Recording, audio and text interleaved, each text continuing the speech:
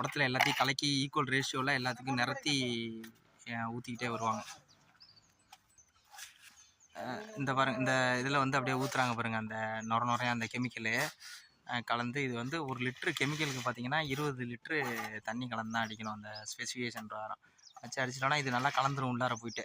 அதுக்கப்புறம் நல்லா இன்னும் பவர்ஃபுல் கெமிக்கல் மேலே போட்டுக்கும். Okay Vignesh, thank you.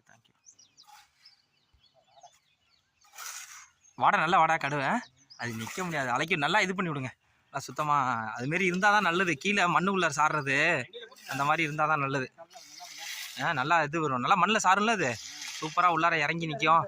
இறங்கிடுச்சுன்னா அதுக்கப்புறம் திருப்பி அந்த கெமிக்கலையும் நல்லா ஊற்றி விடுவோம், நல்லா ஹெவி கெமிக்கலை. இன்னொன்று சொல்கிறீங்கல்ல, ஓகே அது போட்டு விட்ருவோம். காங்கிரீட் போடும்போது குத்தி நல்லா பாறை நெருக்க போட்டு ஊற்றி நல்லா சுத்தமாக. அது அந்த பேர்னு ஒரு கெமிக்கல் பார்த்துட்டு வந்தேன், இமிடாக்ளோப்ரோபைடுன்னு, நல்லா ஸ்ட்ராங்கான கெமிக்கலாக. அது கரையானே வராதுங்கிறாங்க, அது சுத்தமாக 10 வருஷம் வாரண்டியாம். சரி.